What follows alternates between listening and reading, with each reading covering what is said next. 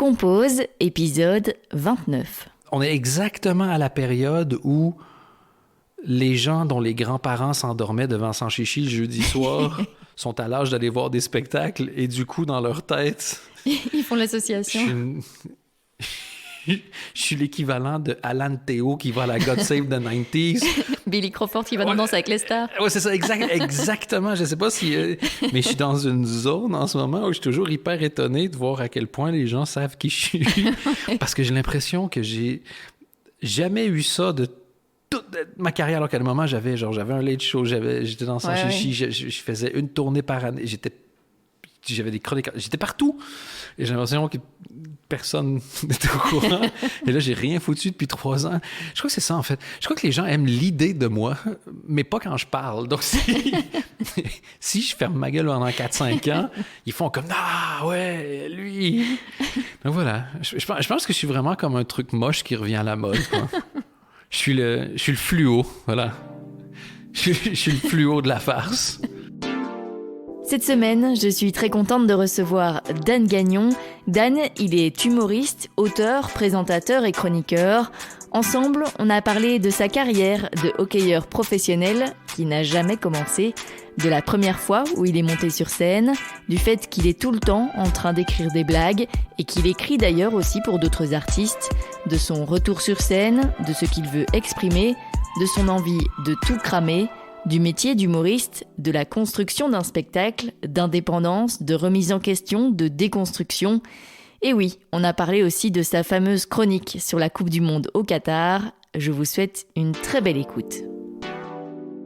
Merci, Dan, d'être avec moi aujourd'hui sur Compose. Avec grand plaisir. J'espère que tu seras aussi contente à la fin qu'au début. On va voir ça. Tu es donc humoriste, chroniqueur, présentateur. Tu as déjà eu 1000 projets, 1000 vies, j'ai l'impression. On va d'abord un peu parler de l'humour. Tu peux m'expliquer en fait comment est né ton intérêt pour l'humour? Au Québec, les humoristes, c'est nos rockstars, quoi. C'est un peu votre BD à vous. Et on les voit partout. Il y a une école nationale de l'humour et ils sont vraiment très, très fort valorisés. Ils ont vraiment beaucoup d'espace pour s'exprimer. Et donc, c'est vraiment des gens qui ont beaucoup la parole. Et puis, tu les collectionnes quasi comme les Pokémon, quoi. Ah, il y a un nouveau, il y a ci, il y a ça, il y a tel truc. Et donc, moi, j'ai suivi ça assez jeune. Et ma mère aime beaucoup les humoristes aussi, donc enregistrait beaucoup de choses. J'avais des oncles, des tantes et tout ça. Et donc, ça m'a donné envie d'eux. Et puis, quand je me suis rendu compte que j'étais capable de faire rigoler aussi un peu, ben tu fais « Non, je suis capable de faire ce truc-là. » Puis apparemment, tu peux en faire une bonne carrière. Donc, je crois qu'à la minute où je me suis rendu compte que je ne deviendrais jamais joueur de hockey sur glace professionnel, c'est-à-dire je devais avoir à peu près 4 ans. C'était rapide au moins. Ouais, mais c'était sans équivoque. Tu me regardais sur une glace, tu disais genre lui, il fera un bon journaliste. Et donc voilà, donc ça fait vraiment longtemps que c'est un truc que j'ai envie de faire parce que j'ai baigné là-dedans. Mm-hmm. Et quand est-ce que tu es monté sur scène pour la première fois? J'avais 27 ans. J'ai écrit mon premier sketch, j'avais 12. Je suis monté sur scène la première fois, j'avais 27 ans. Et la seule raison, c'est que j'étais terrifié. Ah oui. Et puis, un contexte qui a fait en sorte que je me suis dit, c'est là où c'est jamais. Mm-hmm. Et puis, ça s'est bien passé. Du coup, je le fais encore aujourd'hui. Mm-hmm. Et tu parlais de quoi au début? Mon premier sketch que j'ai fait à vie, c'est celui sur la neige. Ah oui, oui. Donc, pendant longtemps, c'était quand même assez chiant parce que c'était... La première fois que je suis monté sur scène, j'ai fait le truc qui avait fonctionné le mieux. Et après, tu fais, ça fait 8 ans de carrière où j'ai pas été capable de faire mieux que quand je savais pas ce que je faisais. Alors, c'est assez démoralisant. Mais non, mais en fait, c'est pas tout à fait vrai. C'est juste que moi, à chaque fois qu'il y a un truc qui fonctionne, je sais pas pourquoi, mais je le jette. Et je repars dans une autre direction. Et c'est un truc que j'essaie d'arrêter de faire maintenant. Parce que, à la longue, c'est pas comme ça que tu as le plus de succès, quoi. Comment tu fonctionnes, justement? C'est quoi ton processus de création de blagues? C'est tout le temps. C'est juste tout le temps. Le matin, je me réveille jusqu'à ce que je me couche.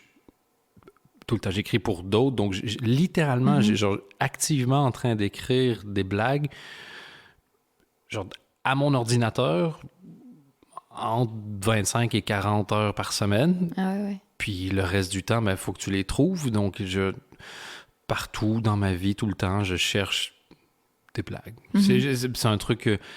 En fait, j'ai plutôt appris à le mettre sur off plutôt qu'à le mettre sur on. Parce que il n'y a rien de plus chiant qu'un humoriste qui essaie toujours de faire une blague. Tu fais comme, on a compris. Tes parents t'aimaient pas. Tu essaies de compenser. Tu te trouves moche et tu veux Ken. C'est bon, on a compris. Arrête. Le pire, c'est quand tu as 3-4 humoristes et qu'il y en a qui commencent à faire des compétitions de qui va faire le plus de vannes. Tu fais comme... Mec, t'es en coulisses. Calme-toi. Tu vas rien prouver. Donc voilà, donc tout le temps. Voilà. C'est pour ça que j'ai jamais compris les gens qui disent « Ah, mais j'ai pas d'inspiration aujourd'hui. » Je dis « Ouais, mais quand t'as pas d'inspiration... » Les gens parlent de l'inspiration comme si c'était quelqu'un qui allait venir écrire un spectacle dans ta tête. C'est comme quelqu'un qui dit « Ah, mes clous ne se clouent pas tout seul aujourd'hui. » Je dis « Ben non, tu te lèves, tu tapes dessus avec ton marteau. C'est le même principe. J'ai pas d'inspiration. Ben, assis-toi à ton ordinateur, puis cherche, puis écris des trucs qui sont nuls au début, puis fait vraiment comme si, genre, j'ai essayé. Je vais attendre que ça arrive tout seul. Tu vois. Donc, tout le temps. C'est ça. Et comment tu détermines alors ce qui est pour toi ou ce qui est pour les autres dans ce que tu écris? C'est que je pense toujours à des vannes, mais dans ce que j'écris, c'est que j'ai toujours des missions super claires. Et donc, quand j'écris pour quelqu'un, entre autres, en ce moment, qui travaille sur une radio en France, et donc, forcément, je ne ferai pas de blagues de Jean Lassalle, politicien français, pour moi. Et comme les gens pour qui j'écris ont des profils vraiment très différents. J'écris pour des gens qui ont la jeune vingtaine qui sont sur TikTok, pour des humoristes français qui sont des cadreurs, pour des femmes, donc c'est pas très... Et puis même des fois au contraire, c'est marrant parce qu'il y a des trucs que j'avais écrits pour moi puis que j'ai jamais réussi à faire ou bien faire, puis tout à coup ça arrive qu'un autre humoriste dit « Ah, j'ai un sketch là-dessus, je sais pas trop. » Je fais « Regarde, moi j'ai un truc, j'ai jamais réussi à l'utiliser correctement. Si tu veux, je te le donne. » Ben, je te le donne. Non, je te le vends cher, mais... mais c'est pas un... Je trouve que plus il y a de contraintes, plus il y a de choses à écrire, ben, plus il y a d'idées. Donc, c'est pas... C'est comme la joie. C'est pas genre, merde, si quelqu'un est heureux, je le serai pas. Fuck you, je veux que tu sois misérable. Non, plus qu'il y a de succès, plus qu'il y a de succès, plus que tu arrives à être drôle. Voilà. C'est des muscles différents que tu travailles, mais au final, tout aide. Donc, comment je détermine, ça va tout seul. C'est juste en fonction de la mission. Et c'est pas bizarre d'entendre justement tes textes, tes blagues dans la bouche de quelqu'un d'autre? Il n'y a rien qui est bizarre quand tu es payé cher. Non, honnêtement, ça dépend des fois. Des fois, t'es super fier quand tu sais que t'es 4, 5, 6, 7, 8, 10 auteurs pour une personne et que c'est ta vanne qui passe, là, c'est génial. Et il y en a d'autres, je sais que genre 100% de ce qu'ils disent quand ils parlent, c'est de moi. Donc, non. En fait, souvent, en plus, moi, ce que j'aime bien, c'est que moi, je suis pas un très bon comédien, je suis pas un très bon acteur. Et donc, des fois, j'écris des blagues et je fais comme... je sais que c'est marrant, mais si moi, je la fais, c'est vraiment pas drôle. Et donc, en fait, je m'attarde plutôt à voir la façon dont la personne a joué. Je me dis pas comme « Ah, c'est ma vanne ». Je me dis comme « Ah, c'est fort, bien joué de l'avoir utilisé comme ça ou d'avoir mis ça ou de l'emphase ou d'avoir changé telle virgule ». Donc, une fois que j'ai fini d'écrire et que j'envoie, je crois que j'y pense plus vraiment. Je suis plutôt curieux de voir ça va être quoi l'étape d'après. Je suis sur une chaîne de montage au final, et donc je suis curieux de voir ce qu'ils font avec ce que je leur donne. Quoi. Et comment c'est né en fait ça, d'écrire pour les autres? C'est toi qui as contacté des personnes ou c'est vraiment les personnes qui sont venues vers toi? C'est venu du fait que j'avais plus envie de faire du stand-up pendant un moment. Et j'adore écrire. Et c'est hyper jouissif d'écrire un spectacle pour quelqu'un, lui donner, puis de se dire, c'est plus mon problème. C'est toi qui vas aller sur la route pendant 2 ans, pendant que moi je suis dans mon canapé à regarder Netflix. Et donc je stressais un peu, et c'est mon épouse qui m'a dit, mais Dan, personne ne sait que tu cherches du boulot. Et donc j'ai fait, il y a quelques années, un post, je crois, sur Insta pour dire, by the way, je cherche du boulot comme auteur. Et c'est ça. Depuis ce temps-là, j'ai des listes d'attente. Excellent. Mais en fait, c'est bizarre parce que quand tu as fait des... Au Québec, il y a vraiment la culture des auteurs. Tu sais que tous les humoristes ont des auteurs. Souvent, tu les connais même assez bien. Souvent, c'est d'autres humoristes. Souvent, et ça se parle beaucoup. Puis c'est même à la limite valorisant de se dire il y a 12 auteurs, il y a 14 auteurs, il y a 18 auteurs. Et ici, beaucoup moins. Et je crois que dans l'imaginaire collectif, il y avait quelque chose comme... il a déjà eu son late show, il a déjà fait son stand-up est vendu en télé. Il va pas, entre guillemets, s'abaisser à écrire pour d'autres, quoi. Je crois que c'est comme ça que c'est vu, genre t'écris pour d'autres jusqu'à ce que tu puisses écrire pour toi, mais moi, c'est pas comme ça que je vois les choses du tout. Donc, c'était... Quand je l'ai dit, les gens m'ont contacté, puis c'est quelque chose que j'adore faire. Puis souvent, c'est des blagues que je pourrais pas écrire, vu que c'est des contextes et des demandes qui sont différentes. Et voilà. Et il y a quelque chose de tellement marrant de se dire, je peux aller où je veux dans le monde. Tant que j'ai mon ordi et une connexion Internet, je peux continuer de vivre avec ça. Donc, c'est hyper agréable. Moi, j'adore. C'est pour ça que j'essaie de choisir des trucs qui ont vraiment rien à voir. Des fois, je vais écrire pour des séries, des programmes courts. Des fois, je dis pour des plus jeunes, des plus vieux, même des discours sérieux, des discours de chefs d'entreprise. Sérieux, bref. À la base de trucs plus sérieux. Mais c'est... je crois que c'est ce que je préfère, c'est le moment où tu reçois la mission. J'ai besoin que tu fasses tel truc qui soit drôle. C'est limite des fois très précis. Genre, j'ai besoin d'avoir tant de rire par minute ou j'ai besoin d'avoir... oui, c'est à ce point-là. Ouais, ça peut arriver. Et donc, tu fais, OK, comment est-ce que je vais faire? Et puis, je veux parler de ça et je veux arriver à telle conclusion ou je veux parler de ça, mais je veux que ça ressemble à quelque chose. Ça m'est déjà arrivé, ça, c'est une mission que j'ai reçue il n'y a pas super longtemps. J'ai toutes mes blagues, mais ça ressemble pas à un spectacle. Peux-tu faire en sorte que ça ressemble à un spectacle? OK. Ça, c'est super chouette. C'est vraiment, tu as tes petits morceaux, comme un puzzle, quoi. Tu as des petits morceaux, tu mets ça sur ta table, tu fais, OK, bon, comment est-ce qu'on peut faire en sorte que ça ressemble à quelque chose, quoi? Et voilà. Et je crois que quand tu le fais, ça va aussi vite parce que quand tu le fais une fois pour quelqu'un et t'as été pas trop mauvais. Ça dit, putain, mais c'était bien ton dernier truc. Fait, ouais, mais j'ai commencé à travailler avec quelqu'un. Oui. Qui? Un tel. Fait, OK, peut-être j'ai un projet, je vais peut-être le contacter. Et voilà ça. Et comme si je te dis en Belgique, peux-tu me nommer 5 auteurs comiques? C'est ça. Non.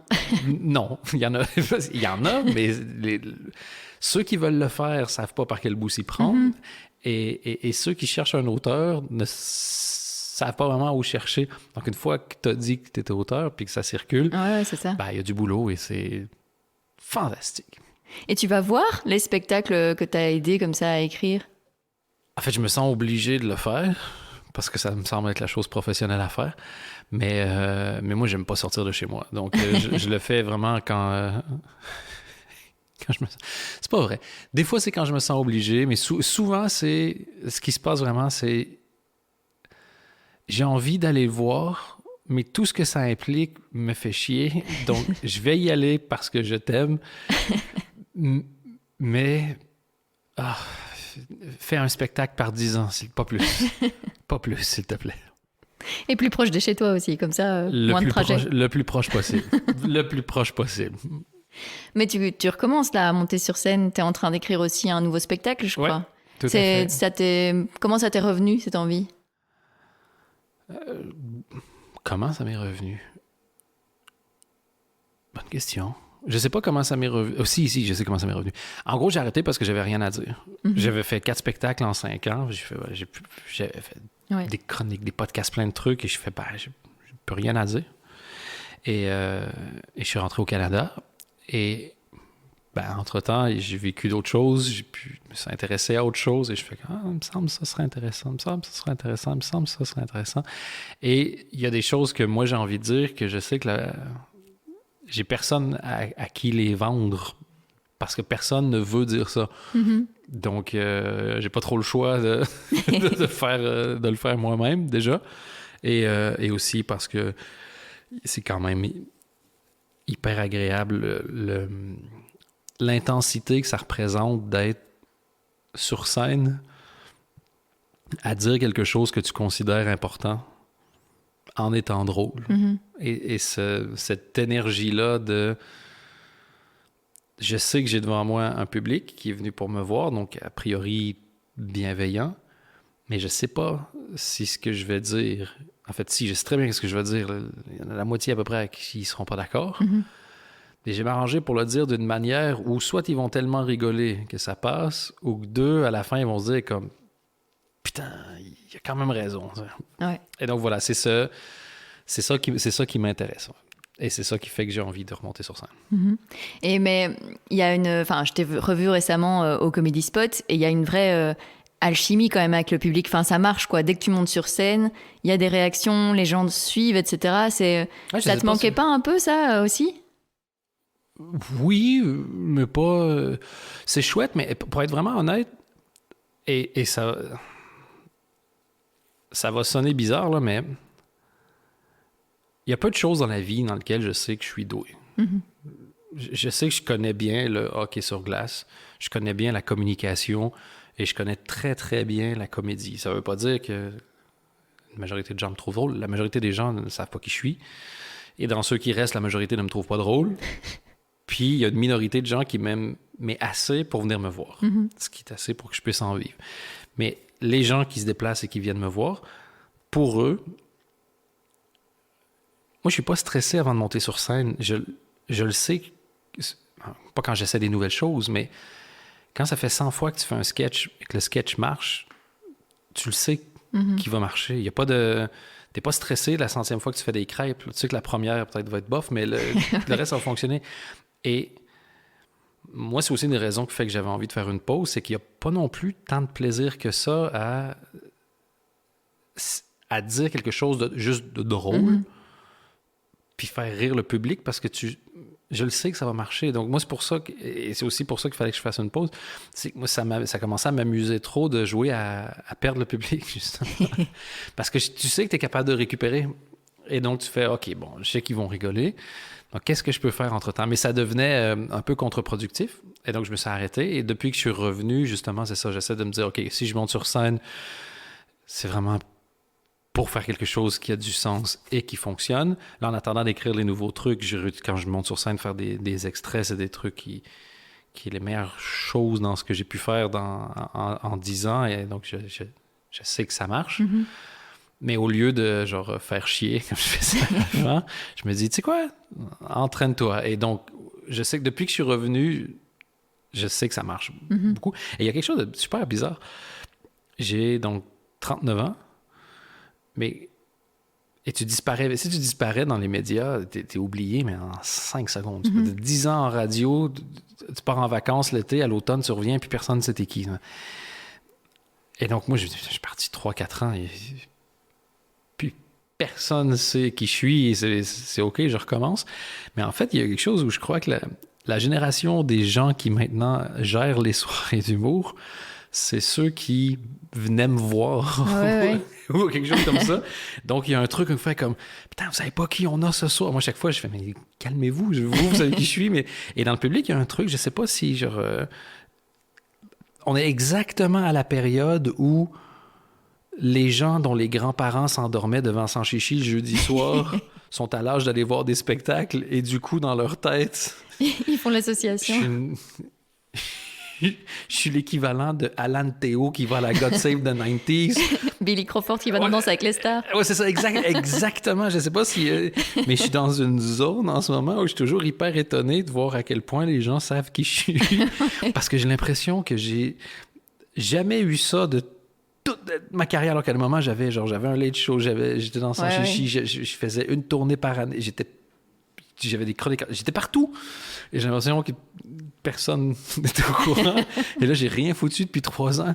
Je crois que c'est ça, en fait. Je crois que les gens aiment l'idée de moi, mais pas quand je parle. Donc, si je ferme ma gueule pendant 4-5 ans, ils font comme « Ah, ouais, lui! » Donc voilà. Je pense que je suis vraiment comme un truc moche qui revient à la mode, quoi. Je suis le fluo, voilà. Je suis le fluo de la farce. Je sais pas comment expliquer ça autrement. Mais voilà, je crois que c'est la manière aussi dont... En fait, c'est pas compliqué. Si t'arrives sur scène puis tu fais « Ah putain, désolé, ça fait longtemps que j'ai pas fait ça, je suis un peu stressé. » Les gens sont stressés puis ça marche pas. Et moi, quand je monte sur scène en ce moment, c'est juste pour m'amuser parce que je m'en fous, parce que c'est ce que j'ai à dire est pas important. C'est ce que j'ai à dire dans le nouveau spectacle qui est important. Et tout le monde me présente en faisant comme Les humoristes, franchement, ils en font. Des fois, je rigole avec mon épouse parce que au début, c'était genre c'est lui qui a importé le stand-up en Belgique. Et je fais, ça pourra pas aller beaucoup plus loin que ça. Et à chaque fois que je reviens, je dis, cette fois-ci, ils m'ont dit que j'ai inventé l'alphabet. Là. Donc, je sais pas ce qu'ils vont inventer la fois d'après. Genre, Jupiter est né dans sa cuisse. Mais moi, ça me fait rire. Mais du coup, pour le public qui vient voir quelqu'un et le présentateur de la soirée qui lui connaissent font genre oh, vous réalisez pas. Et moi, je fais comme putain, mais vous réalisez. Je suis vraiment facile. En ce moment, on est en train de faire l'entrevue. On est un samedi soir et je m'étais dit, je vais faire un effort. Et en fait, non. J'ai mon pull du Carrefour qui est vendu comme un plaid. Mais il est génial ton pull, moi je veux le même. Voilà, genre chez Carrefour, ils voulaient inciter à la vente, donc ils disaient qu'il y avait seulement 10 000 unités. Calmez-vous, et seulement 11 millions de Belges pourront en profiter. Et j'ai un trou dans mon pyjama. Mais vraiment, je me suis dit, non, voilà, c'est mon maximum. Je me retiens déjà pour sur scène de ne pas être habillé comme ça, Donc voilà. Donc oui, ça se passe bien. Le public est super gentil, super bienveillant. Mais pour moi, c'est des matchs hors concours en ce moment. C'est comme gagner 10-0 dans un match amical. C'est super et je suis content que les gens m'aiment bien. Et je veux qu'ils m'aiment bien parce qu'après, quand je vais proposer quelque chose, je veux qu'ils viennent. Mais c'est triché, tu vois. T'as tous des gens qui viennent et qui testent des nouveaux trucs. Ou moi, je viens avec juste les meilleures choses que j'ai faites. Donc, c'est de la triche. Ça comptera quand j'arriverai avec des nouveaux trucs, quoi. Mais tu dis ça, mais en même temps, ton sketch le plus connu, c'est la météo en Belgique, enfin la neige. Ouais. Et en fait, ça, c'était assez léger par rapport au sujet que tu veux traiter aujourd'hui. Oui. Donc, c'est aussi... les gens ne s'attendent pas forcément à ce que tu parles de sujets que tu dis plus importants. Non, mais... Mais c'est drôle de voir leur réaction. Non, mais je suis content de le faire maintenant parce que maintenant, je pense que j'ai une compréhension de la forme qui est plus grande qu'il y a 10 ans. Donc, je suis moins intimidé aussi par la réaction du public qui, s'y rigole pas, aujourd'hui, ça me dérange pas. Et souvent, je leur dis, moi, je me sens mal pour vous. Je passe une excellente soirée. Oui, c'est eux qui passent un mauvais moment. Oui, c'est ça. C'est pas, je fais, le pauvre, il se tape un bide. Vous tapez un bide. Moi, je m'amuse. Je veux juste comme, putain, le public est en train de se taper un bide en ce moment. C'est nul, quoi. Non, le truc, franchement, j'essaie de... La chose vraiment à laquelle j'essaie de faire le plus gaffe, c'est que je sais que les fans que j'ai sont vraiment fans. Et ont la capacité d'attirer 2-3 personnes qui n'ont aucune fucking idée je suis qui au spectacle. Donc, il y a toujours la moitié du public qui ne sait pas, genre, qui a vraiment accepté pour faire plaisir et qui, là, se retrouvent et ne comprennent pas grand-chose à leur live. Et donc, j'essaie de faire en sorte qu'eux passent aussi une bonne soirée, parce que c'est le but aussi. Si tu as payé, si tu vas au resto, tu veux que ce soit bon, ben, tu vas voir un show. Spécialement, si tu ne sais pas ce que tu vas voir, tu veux que ce soit bon. Donc, je m'assure de laisser personne sur le côté. Et c'est justement ça le défi en ce moment en écrivant de nouveaux spectacles. C'est facile d'arriver en disant comme tout le monde est des gros trous du cul. Donc, allez tous vous pendre. Et voilà. Sauf que le but, pour moi, c'est de dire ça. Dans l'essence, c'est plus ou moins ce que j'essaie de dire. Mais de le faire d'une manière où, si tu n'es pas d'accord avec ce que je dis, malgré tout, ça te fasse rire, encore une fois, ou malgré tout, tu fasses comme, il y a un bon point. Oui, c'est ça. Et donc, voilà, c'est ça le vrai plaisir en ce moment, c'est de voir... par exemple, si je parle de relations amoureuses, je veux dire que c'est horrible, toutes les relations amoureuses hétérosexuelles réussies, c'est quand un mec a réussi à trouver sa mère, mais quand même la ken, quoi. Et donc là, t'as tous les mecs à ce moment-là qui se retournent vers leur copine. Puis Puis leurs copines qui font « Non, non, t'inquiète, pas toi », ce qui, moi, me fait rire. Parce que je dis « Vous voyez ce qui vient de se passer? Vous venez d'aller demander à votre mère si c'était OK. » Puis elle a fait « Non, non, t'inquiète, je te rassure. » quoi. Je suis en train de prouver mon point. Et donc, voilà. Donc, il y a vraiment des moments où les gens m'aiment pas trop. Puis ça revient et ça rigole. Et c'est ça qui est fort agréable. Et c'est ça que j'ai vraiment hâte de pouvoir faire sur scène et pas juste en chronique. Mm-hmm. Oui, justement, les chroniques, parlons-en un peu. Donc, il y a eu toute cette histoire avec Tipic, avec cette fameuse chronique sur la Coupe du Monde au Qatar. Ouais. Ça fait partie des sujets importants déjà que toi, tu veux traiter? C'est là que j'ai commencé à... Ces chroniques-là, j'ai fait... Je l'ai dit au « on » parce que c'est vraiment... On a été fait avec mon épouse et puis c'est vraiment elle qui a une... Comment je veux dire ça? Je tombe vite, moi, dans la facilité en disant on n'ira pas sur ce sujet-là, on fera tel truc. Non, mais dis ce que tu penses. Dis ce que tu penses vraiment. Je dis, ouais, mais je sais pas. Non, dis ce que tu penses vraiment. Et elle me pousse vraiment à faire ces trucs-là. Et c'est donc vraiment grâce à elle que j'arrive à faire des choses que je trouve plus qualitatives. Et ça me fait rire parce que si aujourd'hui je demande à n'importe qui la chronique sur la Coupe du Monde, pour ceux qui n'ont pas suivi, en gros, c'est pas très compliqué. J'ai fait une chronique en disant que c'était quand même gênant de diffuser la Coupe du Monde et que la RTBF avait choisi de se justifier en disant que diffuser n'était pas cautionné alors qu'ils ont acheté, ils vendent de la pub, ils vont faire de la promo. Et donc voilà, j'avais fait un truc là-dessus en disant je sais pas si j'ai le droit de dire ça ici et en faisant que des vannes sur le fait que ce que je pensais de la RTBF sur ce coup-là. Et j'ai reçu 2-3 coups de fil sans plus, mais eux, je crois qu'ils n'ont pas trop apprécié le fait que ça s'est retrouvé partout dans la presse. Et eux ont dû probablement répondre des questions. Parce que moi, chaque fois qu'on me dit « Ah, t'as fait une chronique, elle est polémique », je dis « OK, dis-moi qu'est-ce que tu trouvais polémique dans la chronique. » Jamais personne qui est capable de me répondre. Parce qu'il n'y a pas grand-chose de polémique à dire « Hey, si t'as besoin de prendre des esclaves pour construire un stade puis qu'il y a 6500 morts, es-tu sûr que c'est une bonne idée d'aller jouer au football à cet endroit-là? » Je dis « Vas-y. Dis-moi ce que tu trouves. » La chose qui est vue comme étant polémique, c'est de critiquer ton employeur sur antenne. C'est tout.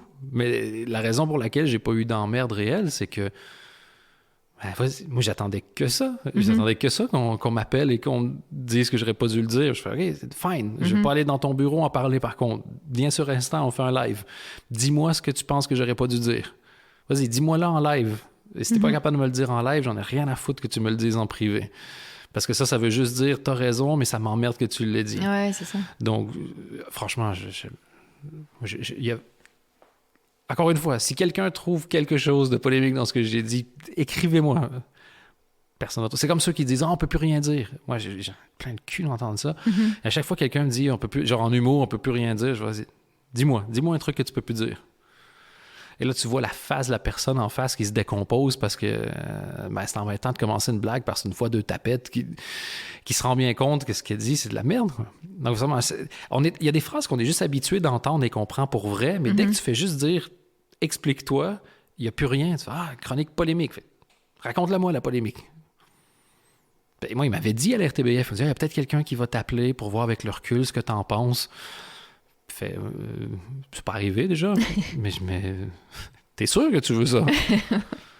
Moi, avec plaisir, mais je suis pas sûr que toi, tu veux ça. Et voilà.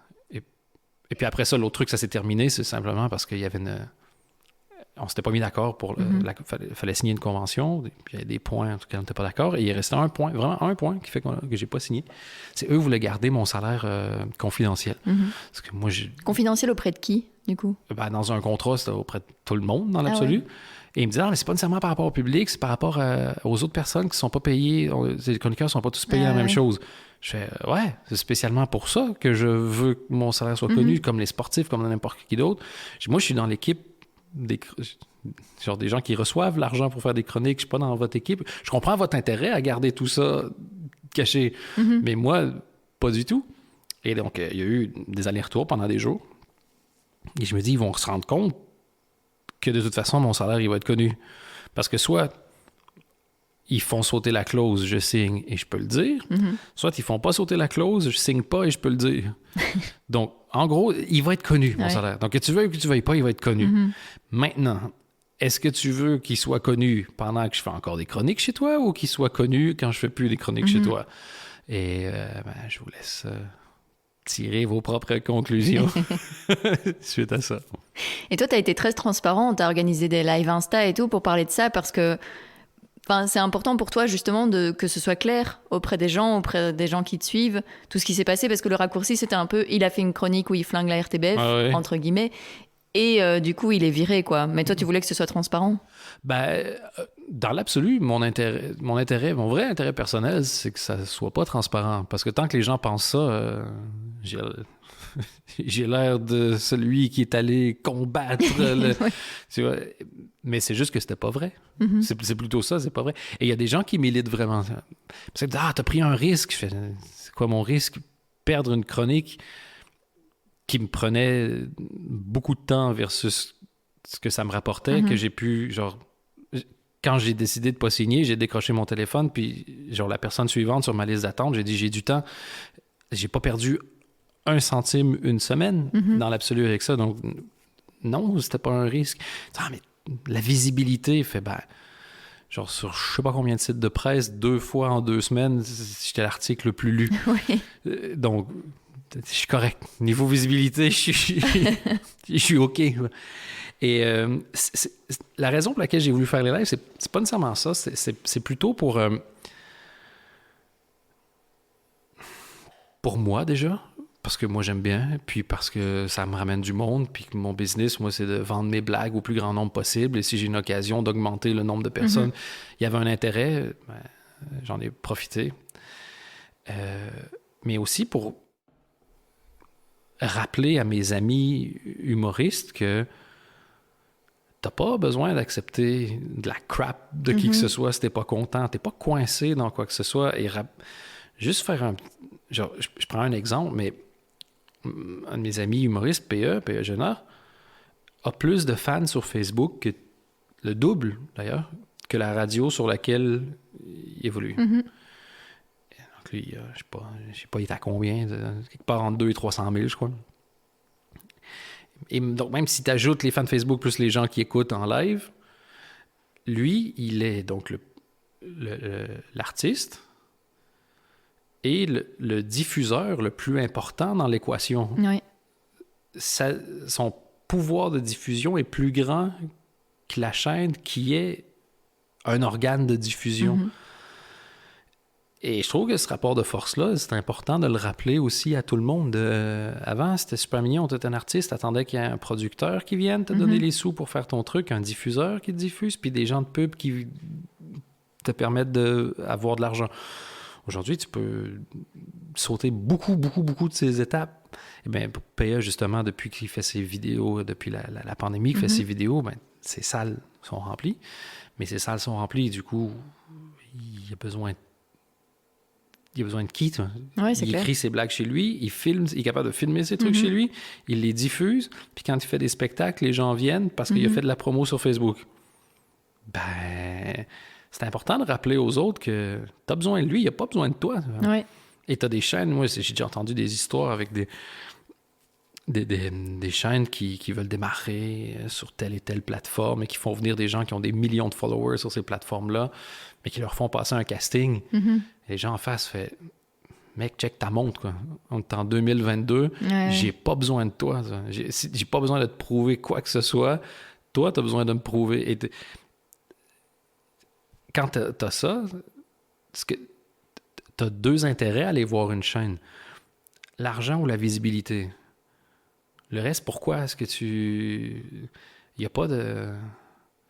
C'est pas comme gagner le prix Nobel. Il y a pas de... C'est pas un truc que tu veux mettre dans ton CV en disant « Putain, genre, j'ai chié toute ma vie, mais sur mon lit de mort, je me dirais... » J'ai été diffusé sur telle ou telle ou telle chaîne. Et c'est même pas une critique sur aucune chaîne, parce que moi-même, je les aime bien, typique. La RTBF pour toi, c'est fini. Je fais, mais même cette émission-là, c'est pas fini. Moi, s'ils me rappellent et qu'ils me disent, oui, tu peux faire telle chose, fine, je reviens. Je suis pourrais revenir. Je reviens, pour l'instant, non, là, mais il n'y a rien qui est fermé. Mhm. Mais si donc il n'y a pas la visibilité, le seul intérêt à venir, c'est l'argent. C'est important que les gens s'en souviennent, ça. C'est pour ça que c'est aussi important pour moi que les salaires ils soient connus. Parce que si moi je dévoile mon salaire puis PA se rend compte qu'il gagne la moitié de ce que je gagne, ben, j'espère qu'il va aller dans le bureau en disant « Vous vous foutez de ma gueule? Oui, c'est clair. C'est quoi cette merde? » et voilà, et c'est juste comme ça qu'on peut avoir un peu de... Ben, les conditions peuvent progresser. On est tous des indépendants, tu sais, les humoristes. Ouais. Donc, nous, quand l'inflation tape à 10%, nos factures, elles n'augmentent pas de 10% comme ça par hasard, quoi. T'as toujours été indépendant? Non, j'étais longtemps employé chez Énergie. Je me souviens plus, par contre, combien d'années. 6-7 ans, je crois. Ah oui, quand même. 7-8, longtemps. Et j'ai quitté à ce moment-là pour être indépendant. Et c'est encore le cas aujourd'hui. Et qu'est-ce qui t'a fait décider de le devenir? Qu'est-ce qui t'a décidé, pardon? Déjà, l'idée même d'avoir des heures de présence à un travail, je conchis le concept. Je ne vais plus jamais faire ça de ma vie. Parce que tu ne travailles pas de 9 à 10. Personne qui est 9 à 17 à 100. Tu travailles combien de temps sur les 8 heures où tu es là? Vraiment. Et je parle pas des gens qui sont sur des chaînes de montage ou qui sont à la poste et qui, genre, s'ils pissent une seconde de trop, ils sont dans la merde. Et ces métiers-là, mais je parle d'un métier de bureau au sens large. Ce qui est déjà une chance de pouvoir faire ces trucs-là, hein, j'en ai conscience. Mais moi, genre, par exemple, après dîner, je travaille pas. Je digère. Je suis fatigué. J'ai 1 heure ou 2 où il se passe rien du tout. Mais là, je devais combattre la fatigue, à rien foutre à mon bureau et ramener l'équivalent de ce travail-là chez moi le soir. Et donc, tu fais, mais putain, c'est crétin, quoi. C'est vraiment genre, je me nique toutes mes soirées, puis je perds 2 heures dans l'après-midi. Et non, et de toute façon, travailler au volume d'heures ne veut dire qu'une seule chose, que tu pénalises ceux qui sont plus compétents. Parce que si toi, tu travailles 40 heures, moi, je travaille 40 heures, on est payé la même chose, puis que je suis plus compétent que toi, je fais 2 fois ton travail. Ben non. Non. Et donc, il y avait des trucs vraiment des visions de vie, genre la façon dont je vois les choses. Puis ce qu'on me proposait, c'était quelque chose qui était partiel. En fait, j'ai quitté pour aller vers quelque chose qui n'était pas un contrat. Puis de toute façon, je voulais pas trop parce que j'avais plein de petites choses à gauche et à droite et ça me permettait de facturer plus facilement. Et puis après, j'ai fait comme « Ah, OK, c'est ça. » Et il y a quelque chose qui, moi, me file une angoisse. C'est l'idée que quand tu as fini de travailler, tu as fini ta carrière, il te reste rien. Genre, tu as donné des heures, on a payé tes heures, donc tu as vendu ton temps, mais tout ce que tu as fait avec ton temps ne t'appartient pas. Et ça, c'est pour me donner des cauchemars la nuit. Hein. Et je sais que j'invente rien, c'est lesquels? C'est Marx, je me souviens plus, qui était genre « We want the means of production ». Parce que c'est ça, en gros, tu vends tes heures à quelqu'un qui garde le produit, puis quand toi, t'as fini ta carrière, lui, il reste tous les produits. Moi, je trouve ça nul comme façon de voir. Il y a vraiment cette logique-là de tu gagnes juste assez d'argent pour ne pas te pendre, mais pas assez pour pouvoir, genre, t'arrêter 1 an, puis juste réfléchir à ce que tu vas faire. Et donc, c'est dégueulasse. En stressant pour ta pension. Ouais, c'est clair. Ou là, t'auras juste assez d'argent pour ne pas crever de froid. Et c'est juste ça. Toute ta vie, tu cours après ta prochaine pomme, quoi. Et moi, c'est pour ça, je m'en vais dans la forêt manger des pommes. Non, je veux rien. Encore une fois, je chie sur cette façon de voir la vie, quoi, et je ne veux pas ça, et je veux pas montrer ça comme modèle non plus. Genre, si tu travailles pas pendant 2 mois, tu travailles pas pendant 2... Tu sais, quand tu peux le faire, quand tu as eu un contexte, quand tu as une éducation, quand tu as eu, moi dans mon cas, plein de privilèges, j'ai bien conscience de ça, mais c'est pour ça que les chroniques, le thème c'était on crame tous, parce que c'est ce que je pense vraiment. Je trouve que une des plus belles qualités de l'être humain, c'est sa capacité à s'adapter à n'importe quoi, mais ça fait en sorte qu'on s'est adapté à n'importe quoi. Il y a vraiment peu de choses qui tiennent la route de la logique pure si tu prends le recul de te poser la question. Et puis, c'est toujours le même exemple que je donne, mais vous savez qu'un des plus gros dangers pour la santé, c'est de te réveiller pas par toi-même. Genre, je sais pas si c'est à la hauteur de fumer, mais c'est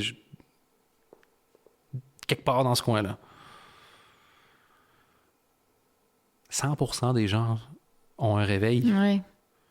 Juste ça, ça devrait être un signe de... Est-ce que tu as déjà croisé quelqu'un de plus de 25 ans qui te disait autre chose que je suis crevé? J'ai jamais croisé quelqu'un qui me dit « Ouais, pleine forme. Tout le temps. » 100% des gens que je connais sont crevés. Après le pétrole, le deuxième produit le plus échangé sur la planète, c'est le café. J'ai conscience qu'il y en a qui aiment le café.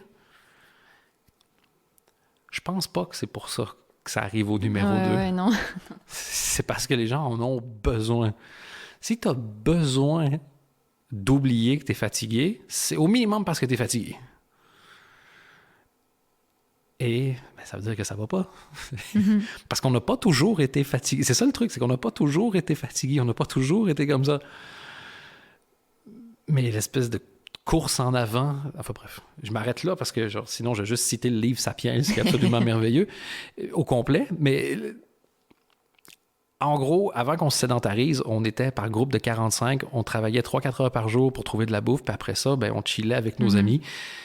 Puis bon, au niveau de la médecine, c'était moins avancé, mais apparemment, on n'a jamais retrouvé ce niveau de bonheur-là depuis.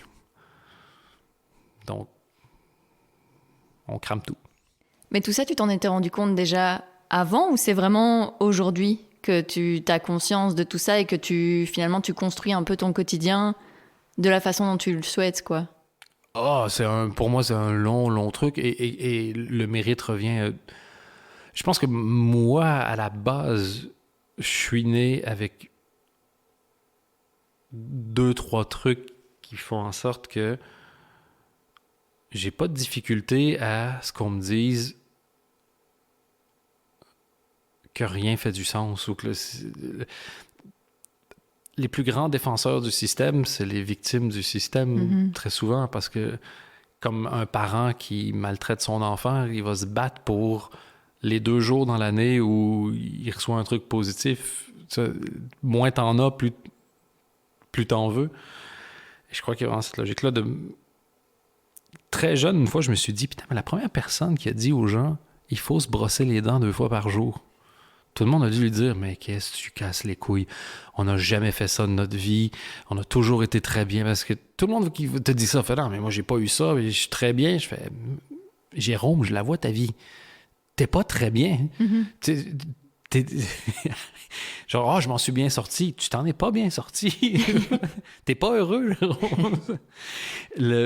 Il y a vraiment ce même principe-là, mais après, c'est donc des livres que j'ai pu lire et des gens que j'ai pu croiser. J'ai la chance d'avoir été entouré de gens excessivement intelligents, cultivés, visionnaires, anarchistes, et qui moi, me challenge beaucoup. Encore une fois, l'exemple de mon épouse, mais il y a plusieurs années, elle m'a dit, je pense que le principe même de compétition, c'est de la merde. Je fais, oui, quand c'est à l'excès, elle dit, non, n'importe quel truc. Elle dit, pour moi, avec les enfants, on devrait pas faire de sport de compétition, ça devrait toujours être, dans la partie... comment ça s'appelle? C'est pas participatif, c'est... Bref, ensemble, quoi. T'as des jeux comme des jeux de société qui sont... je me souviens plus du mot, je vais le trouver. Chou! C'est quoi déjà le mot quand c'est pas de la compétition, mais que tu joues dans la même équipe? C'est des jeux qui sont... des jeux qui sont collaboratifs. Heureusement qu'elle est là. Oui, mais c'est ça. Et au début, je fais, putain, mais qu'est-ce qu'on se fait chier? Qu'est-ce que genre, je joue au tennis, qu'est-ce que tu fais? Ben, tu fais les plus beaux échanges, ou tu fais les trucs. Je fais, mais non, elle dit, mais pourquoi tu veux battre quelqu'un? Je fais, ben, c'est agréable, t'as la sensation, tu te dépasses, tu fais pourquoi t'as besoin de battre quelqu'un pour donner le meilleur de toi-même? Pourquoi tu peux pas donner le meilleur de toi-même quand tu comptes pas les points? Je fais comme, putain, elle fait chier, mais j'ai l'impression qu'elle aurait... Genre, je suis pas encore d'accord. Tu sais, ce moment-là où je suis pas d'accord avec toi, mais je sais déjà que t'as raison. Je sais pas si c'est quelque chose qui t'arrive parfois, tu fais comme, fais chier. Ouais. Je sais que tout ce que je vais sortir après, moi-même, je vais dire comme, mais non, c'est de la merde, c'est de la merde, c'est de la merde, c'est de la merde. T'as raison. Et, c'est déconstruire, quoi. C'est pas facile de déconstruire. Non, mais ça s'apprend. Et justement, mon épouse est quelqu'un qui m'a vraiment fort challengé sur ces trucs-là. Et à chaque fois, elle me dit, mais tu sais, t'es pas obligé d'être d'accord avec moi. Je fais, mais non, mais c'est ça le petit problème. C'est que je suis d'accord avec toi. Parce que chaque fois, je pourrais dire comme, non, mais tu casses les couilles. Et je fais juste, mais non, mais je vois pas comment ce n'est pas logique. Je vois pas comment ça... Donc, voilà. Donc, ça s'est fait, genre... Ça se fait, parce que c'est pas comme... Je parle pas de... genre, d'un piédestal de quelqu'un qui a compris. C'est juste... me rends compte que il y a plein de sujets intéressants à traiter et plein de résistance à parler de ces sujets-là. Ouais. Le premier, je me suis rendu compte, c'était la mort. On dit, arrête de parler de la mort, c'est glauque. Fait comment la seule chose qui va t'arriver, à laquelle tu refuses donc de te préparer, peut être glauque? Mais non, c'est super glauque de ne pas en parler. Pour moi, ne pas parler de la mort, c'est comme ne pas parler de la mort quand il y a un mort à côté de toi. Tu vois. Est-ce qu'on parlerait pas de Roger qui est décédé depuis 4 ans? Parle pas de ça. Ça va nous mettre mal à l'aise. Il n'est pas moins mort. C'est pas parce qu'on n'en parle pas que ça n'existe pas. Les choses commencent pas à exister quand tu les découvres. Et c'est tout ce principe-là. Et c'est vraiment cette phrase-là, genre les choses commencent pas à exister quand tu les découvres. Quand tu as eu les manifestations aux États-Unis après la mort de George Floyd, c'était une phrase que j'avais entendue, Jean Noir, qui disait genre... Hey, le racisme vient pas d'arriver parce que les Blancs l'ont découvert. Hein? Et je fais comme, oh putain, combien de réalités, en fait, je connais pas, combien de réalités je vois pas. Et puis c'est toutes. La réponse, c'est toutes les réalités. Et c'est là que tu dis, OK, moi, on me donne 100 fois plus la parole que je devrais parce que je suis qui je suis né dans la situation que je suis. Et OK, je suis capable de faire rire. Ben, combine les deux. T'as une parole publique, t'es capable de faire rire. Fais en sorte que tu ne gaspilles pas ça en disant de la merde, en gros. Et voilà. Et c'est pas genre, dès que t'es humoriste, tu dois te dire... Non, parce qu'une bonne blague de beat, je veux dire, de temps en temps, c'est marrant. Ça fonctionne aussi. Ça peut être drôle. Non, mais j'aime beaucoup des gens qui font de l'humour absurde. Mais c'est pas dénué...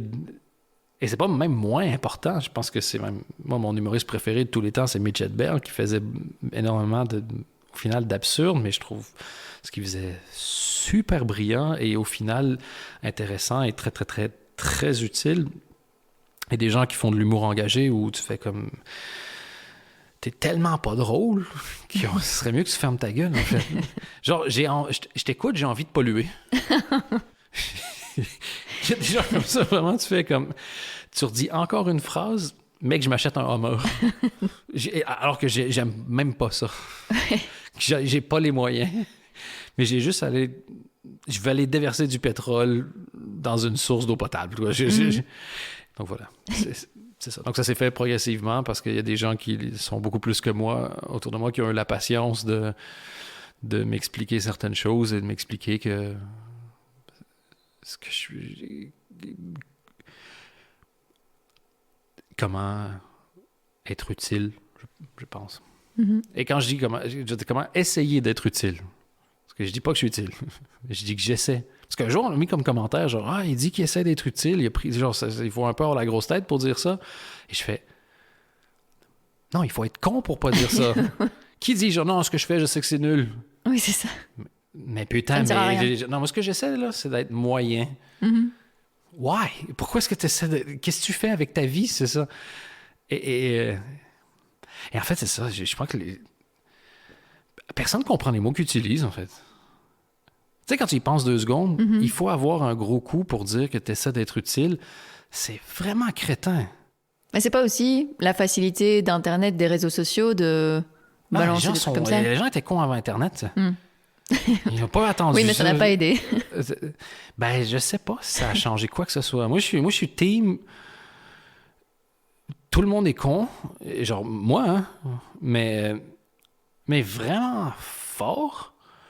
Mais comme on l'est tous, on est capable de trouver quelqu'un de pire pour se rassurer sur le fait que... Mais on est vraiment naze. Hein? Quand tu vois le nombre de problèmes que l'être humain a encore à ce jour, on est vraiment con. Déjà, on pense que les gens dans le passé vivaient dans une période... Genre, tu regardes les vieux ordinateurs, les gens qui avaient des vieux ordinateurs, tu fais, putain, c'était quand même nul. Tu fais, mais non, parce que eux, cette journée-là, ils vivaient la journée où il n'y avait jamais eu autant de technologie, exactement comme toi aujourd'hui. Et c'est les mêmes personnes qui disent, oh, de toute façon, aujourd'hui, on a tout inventé. Fait, vraiment? Tu penses que dans 2000 ans, là, la vie va être exactement pareille?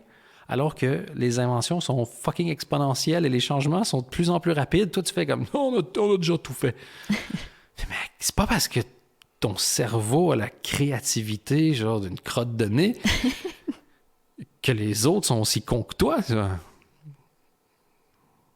Bref, juste au cas où c'était pas clair, je trouve que tout le monde est con et il faut tout brûler. Non, c'était assez clair. C'est parce qu'il y en a qui pourraient penser, je pense que par mégarde, il a peut-être dit quelque chose qui... Non, il n'y a pas de mégarde.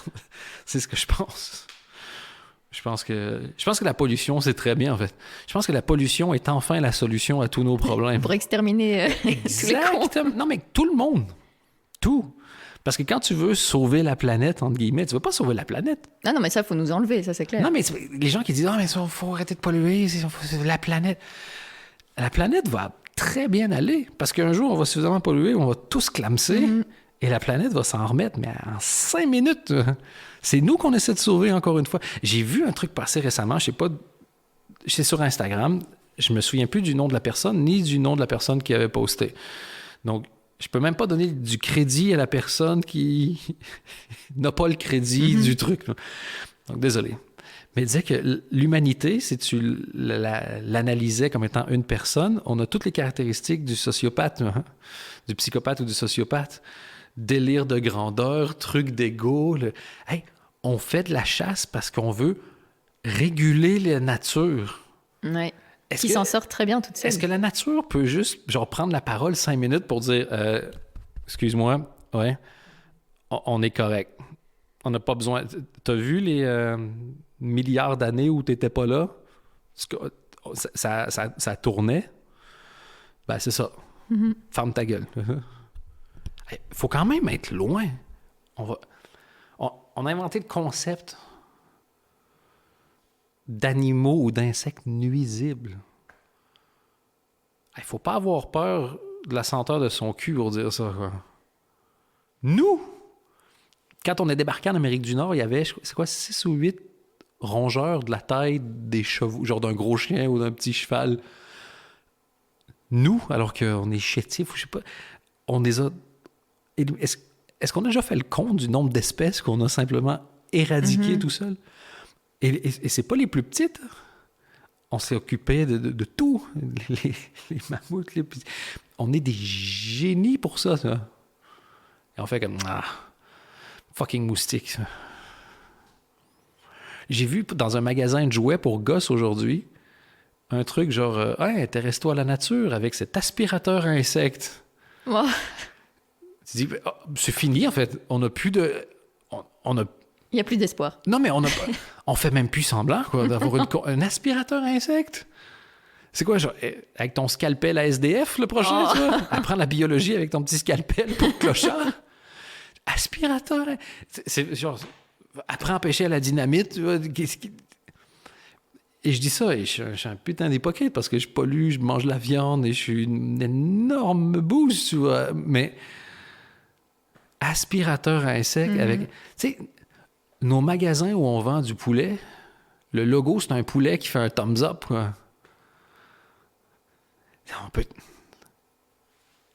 On pourrait au moins pas les humilier. Ouais. On pourrait appeler ça genre... tu sais, genre... je sais pas, moi... Bon, j'ai pas d'idée, là, mais... mais n'importe quoi, sauf un poulet qui fait genre... viens me manger le cul. Ça m'a toujours flashé, ce truc-là. Un poulet ou une vache qui La vache qui rit, ouais. La vache qui rit. Voilà, à la limite, on peut se défendre en disant que c'est du lait, mais... Ouais. C'est vrai, mais pourquoi la vache donne du lait aussi longtemps? En fait, c'est horrible. Dès que tu te mets... Ah oui.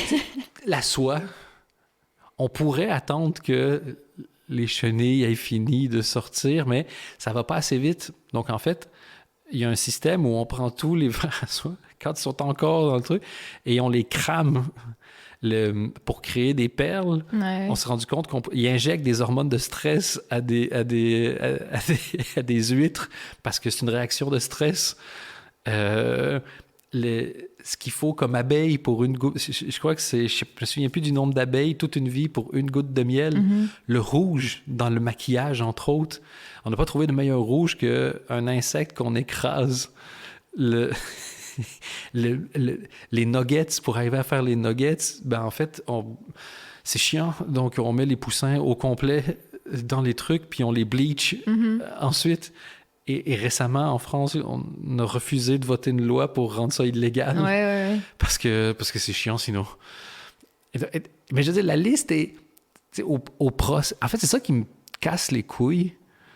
C'est qu'au procès de ce qu'on est, et je m'inclus, hein, juste pour que ce soit vraiment clair, notre contre-argument, c'est « Ouais, mais tu sais, c'est pas moi qui fais ça. » ou « Ouais, mais... » Il n'y a pas de... Il n'y a pas de oui, mais il y a 2 milliards de preuves. Comment juste par dire, genre, ah oui, putain, mais c'est dégueulasse, on fait n'importe quoi, c'est scandaleux. Après, on peut dire, genre, j'en ai rien à foutre. Ou, mais il faut en avoir conscience. Mais oui, mais arrête de dire, non, c'est pas si pire que ça.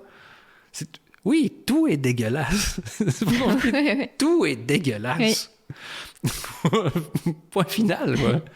Et c'est juste ça qui me fait rire. À partir du moment où tu refuses de dire que tout est dégueulasse, pourquoi est-ce que je parlerais avec toi?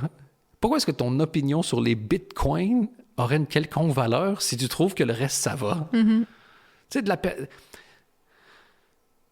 l'usine qui produit de la marde, j'achète pas son deuxième produit qui a été fait dans les mêmes machines. Ben, c'est pareil pour les opinions. Celui qui sort de la marde, je pars du principe que sa prochaine opinion va avoir la même odeur. Et je suis pas mieux. Parce que ce que je dis là, j'espère que dans 2-3 ans, je vais me dire, mais qu'est-ce que je racontais comme connerie? Tu sais, si tu trouves que ce que tu disais il y a 5 ans est encore génial aujourd'hui, probablement que ce que tu disais il y a 5 ans, c'est vraiment de la merde. Voilà. Bref. Petite gorgée d'eau de Javel pour tout le monde. C'est reparti. Et c'est réglé. Non, mais on a eu notre tour. Genre, les dinosaures ont essayé, ça n'a pas marché. Nous, on a essayé, ça n'a pas marché. Qu'on laisse la place aux ornithorynques, tu vois, si ça se trouve, ils vont cartonner, tu vois.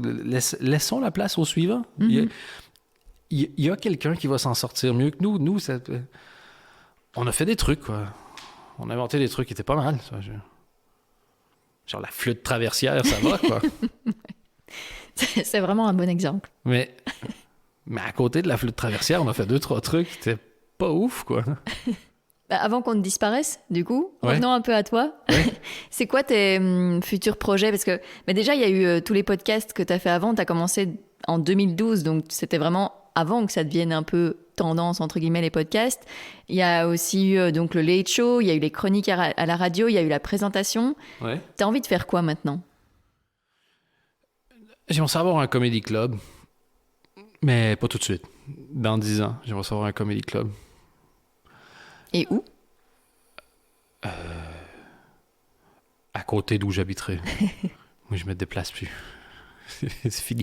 Mon modèle, c'est Dave Chappelle, qui a un comedy club. Il habite en Ohio, et pendant la pandémie, il faisait des shows extérieurs dans la ferme, chez son voisin, à la ferme, chez un de ses voisins. Et il était suffisamment connu pour que les gens se déplacent en Ohio voir les shows, quoi. Ben, moi, c'est ça. C'est ça que je veux. C'est pour ça que c'est pas tout de suite. Et puis écrire le nouveau spectacle, qui j'espère sera bon ou fera chier. J'espère qu'il y a autant de gens qui vont le détester que de gens qui vont l'aimer, quoi. Ça voudra dire que j'aurais réussi quelque chose à ce moment-là, quoi. Et que ceux qui ne l'aiment pas, ce ne soient pas ceux qui viennent, parce que ceux qui viennent, je veux qu'ils passent une bonne soirée. Et c'est pour ça que j'essaie de m'assurer d'être toujours très, très clair quand je fais des interviews ou des trucs comme ça. Genre, moi, je kiffe Alice Coffin et voilà. Sandrine Rousseau, je trouve que ce qu'elle dit fait beaucoup de sens. Et que la seule raison pour laquelle elle est tournée en ridicule, c'est parce que t'es trop con pour aller lire des trucs qui...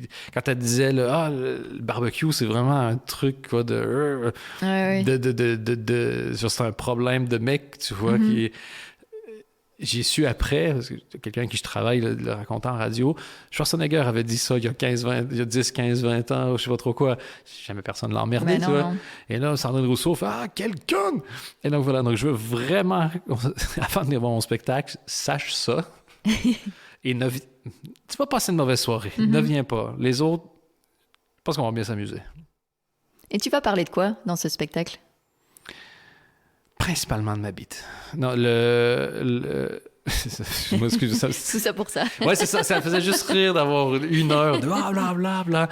Non, mais je sais pas si t'as remarqué, quand tu ouvres un sac de chips, la moitié, c'est de l'air. Je trouve que ça, c'est important. À Paris, il y a des embouteillages. Les trains sont toujours en retard. Ça j'ai un gros truc là-dessus.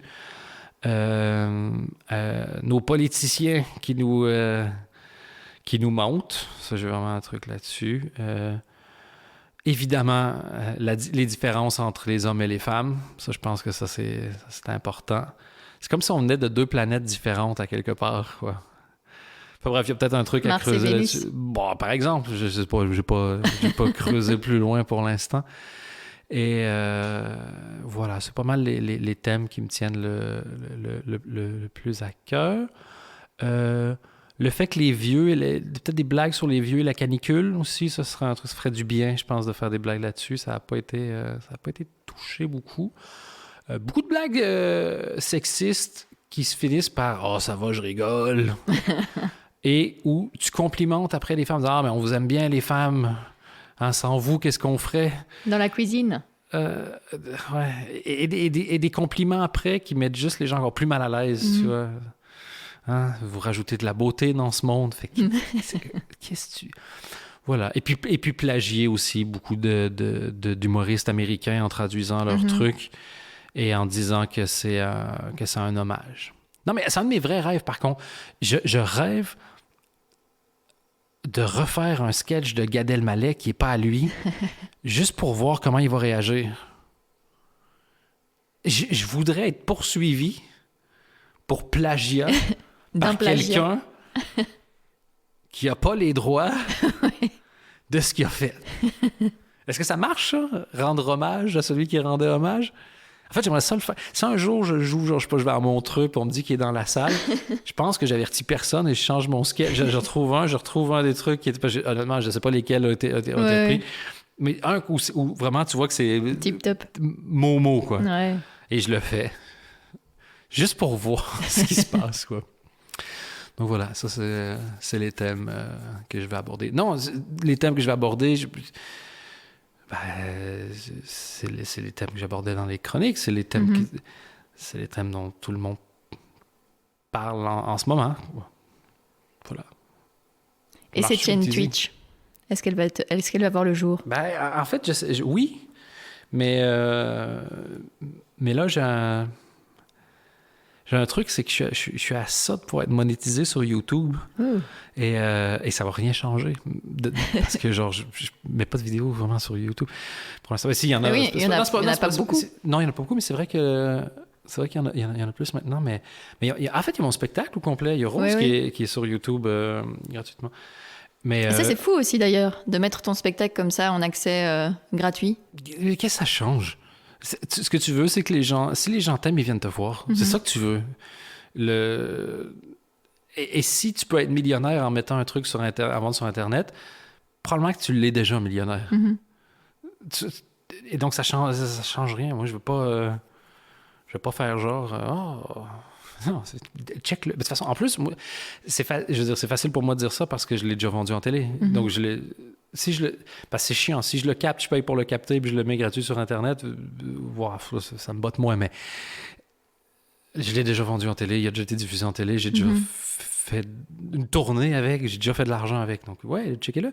Et si vous voulez voir, ben là, maintenant, il commence à avoir pas mal de différences entre ce que avant, d'un spectacle à l'autre, ça se ressemble un peu. Là, j'irais plutôt aller voir les chroniques. Si vous aimez les chroniques, venez me voir. Si vous n'aimez pas les chroniques, ne venez pas. Mais c'est la meilleure pub, c'est celle-là. Et puis, évidemment, ce que je fais au Comedy Spot. Bien placé. Ça va? On dirait vraiment ce que je fais, bruit de papier de gars qui tourne la feuille au Comedy Spot. Merci de citer, s'il te plaît, les partenaires. Ouais, c'est ça, exactement. Tu sais ce que j'ai envie de dire?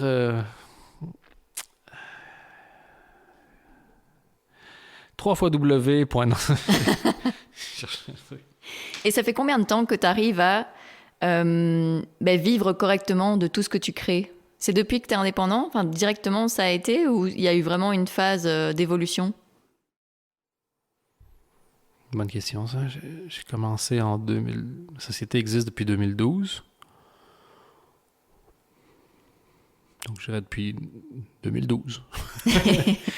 Oui, parce que j'avais... en fait, j'avais un semi-job, mais c'était un job de création quand même. Puis même avant, j'étais... Tu sais, je faisais de la radio, donc j'avais un contrat, donc je peux dire que je vivais quand même de ce que je créais, mais c'est pas la même chose qu'aujourd'hui où vraiment, genre... vivre indépendamment, vraiment juste en écrivant, puis même parce que j'ai eu la télé aussi. Donc voilà, mais genre vraiment, juste écrire, ça va faire 4-5 ans où je fais... Mon revenu, c'est que des trucs que j'écris, et ça, c'est vraiment le... C'est un truc qui est tellement chouette que quand t'es jeune et que tu veux le faire, tu te dis pas que tu vas y... C'est comme dire, je veux à Hollywood. Tu te dis pas, genre, ouais, je vais y arriver. Mais aujourd'hui, ouais, genre, 100% de mon boulot, c'est de taper des choses sur un ordinateur et d'envoyer des emails.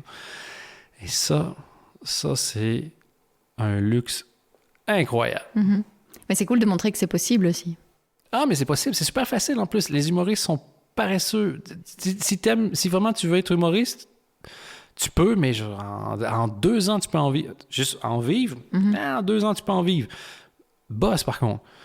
Genre, lis tous les livres, check tous les shows, écris tous les jours, va jouer tous les soirs. En 2 ans, tu vis. C'est facile. La moitié des gens bossent pas, quoi. Et l'autre moitié...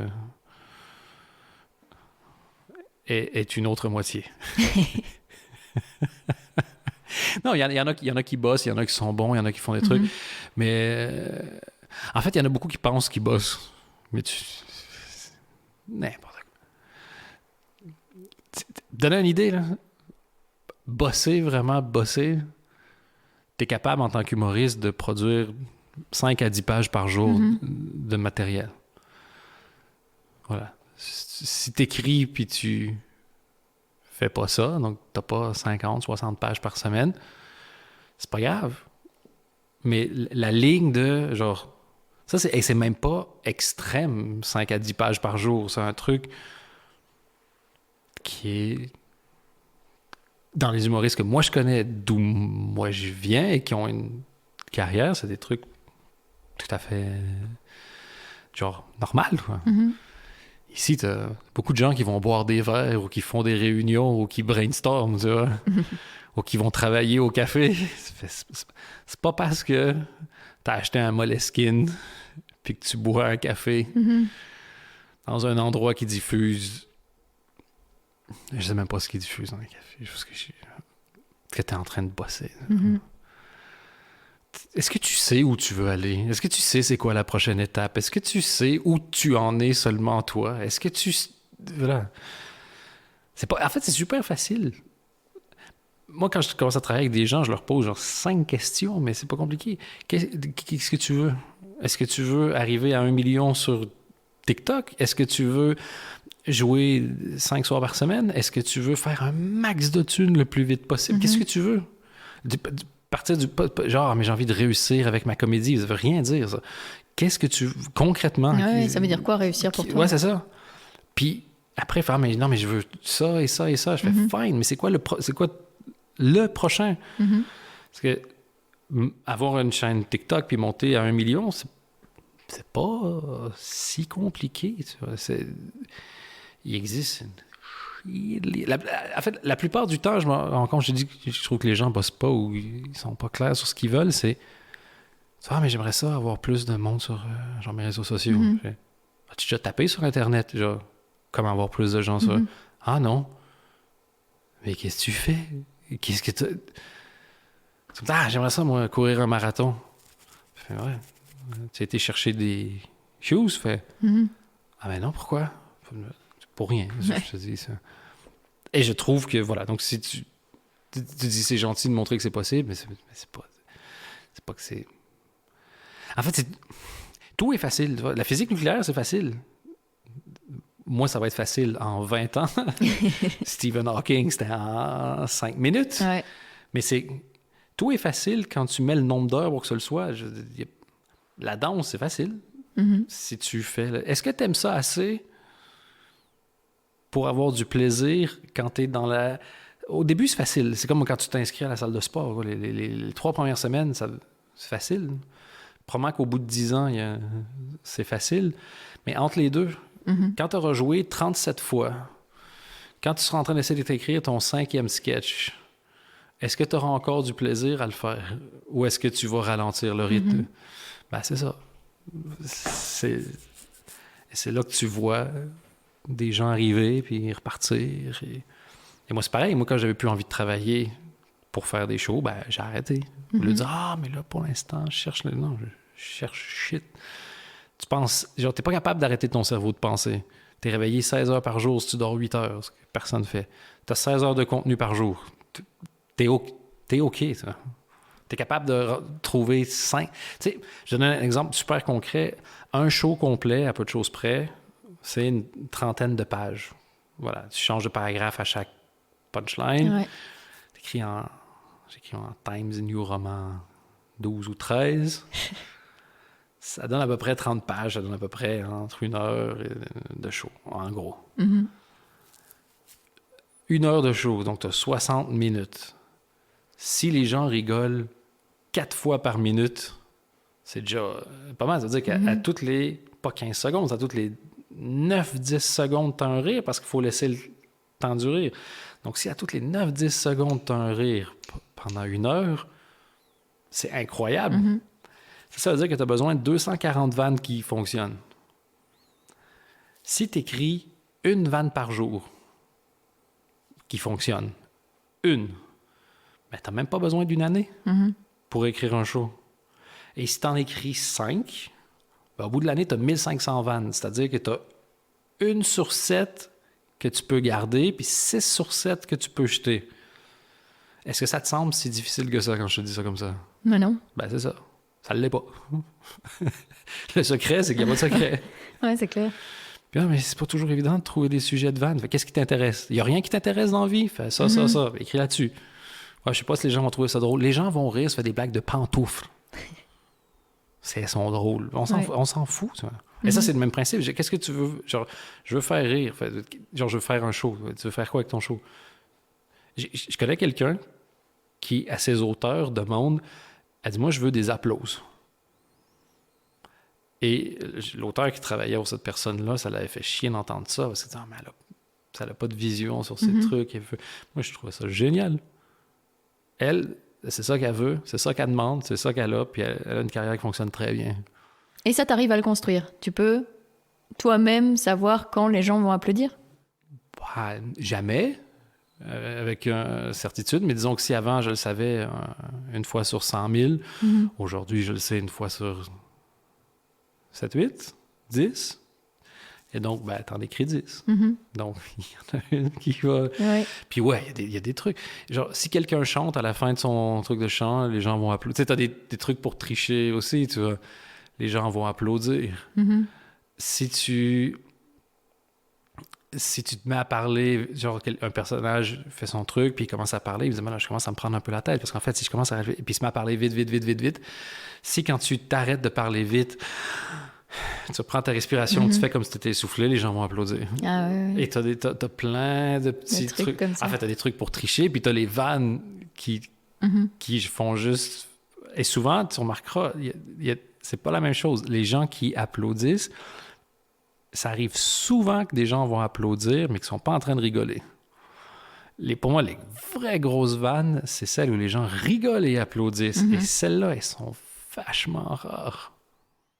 Et même si t'aimes pas trop sortir de chez toi, tu vas encore voir des spectacles d'humoristes? Non, je suis allé voir PE récemment parce que c'est un ami, puis il faisait son premier forum de Liège. Ouais.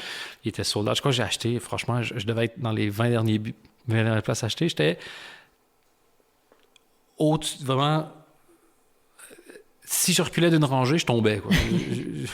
En dehors, j'étais plus dans le forum. Oui. Et c'était génial de le voir avec cet angle-là, parce que je voyais mon copain, mais toute la foule, donc je le voyais cartonner. Ah, oui. Ça, c'était vraiment chouette. Mais non, j'aime pas. En fait, j'aimerais avoir une chaîne sur ma télé qui est les endroits où les gens jouent, parce que j'ai encore beaucoup d'intérêt pour les regarder, donc je regarde ce qu'il y a sur Internet, ce que les gens mettent d'eux sur Internet.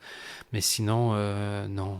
Non, puis honnêtement, je préfère attendre une table. J'ai plus trop envie, j'avoue, d'aller voir des... Sauf si c'est vraiment des plateaux de débutants. Ça, c'est génial à voir parce que tu vois vraiment le tout début, les idées, c'est fantastique. Mais sinon, les plateaux, tapes une heure de route. L'humour étant ce qu'il est, encore une fois, tu trouves drôle une minorité de gens, et c'est normal. Tu vois, les gens qui ont... si tu vends 1 million de DVD, c'est incroyable. Alors qu'il y a, je sais pas, 80 millions de francophones en Europe, ça fait quand même une grosse majorité des gens qui ont choisi de pas acheter le DVD. Et donc, tu vas là, tu en trouves un ou une de marrant sur les 5-6, et tu fais comme, putain, j'ai toute une soirée. J'ai un enfant maintenant, donc soirée, babysit, déplacement, fatigue du lendemain pour avoir trouvé quelques vannes intéressantes. Maintenant, en plus, et merci, puis dans la nouvelle génération, ils mettent tout sur Internet, là. Donc, je les suis sur TikTok, sur Instagram. Parfait comme ça. Ça fait déjà 1h15 qu'on a commencé le podcast et je t'avais dit que c'était le maximum. Ah, ben parfait. Donc, on va passer à la dernière question, la toute dernière. Est-ce qu'il te reste combien de questions, par curiosité? J'avais pas écrit de questions, en fait. Là, c'est juste des idées comme ça, c'est des choses que je voulais aborder, mais il n'y avait pas de questions précises. Ah, OK, parce que sinon, on aurait pu faire une ronde éclair où je réponds le plus vite possible. Non, mais il y a la question rituelle. Vas-y. Qu'est-ce que tu aimerais oser faire et que tu n'as pas encore fait? Oser faire et que je n'ai pas encore fait. Ça peut être professionnellement comme personnellement. J'aimerais oser faire et que je n'ai pas encore fait.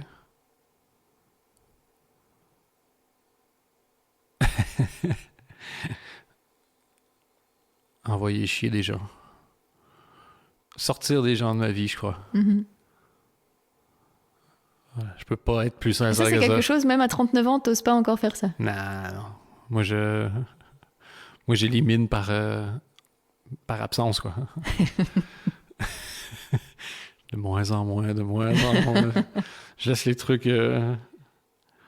Voilà. Les drift away. Vraiment comme, tu sais, une barque où tu te fais juste donner subtilement un petit coup d'orteil, et puis la personne fait juste glisser into the sunset. Fait, me semble on est moins proche qu'avant. Fait, je trouve pas. Jusqu'à ce que la personne disparaisse. Mais non, faire vraiment en disant comme, mais putain, mais je veux pas de cette personne-là dans ma vie. Et juste lui dire genre, non. Ça, j'aimerais bien.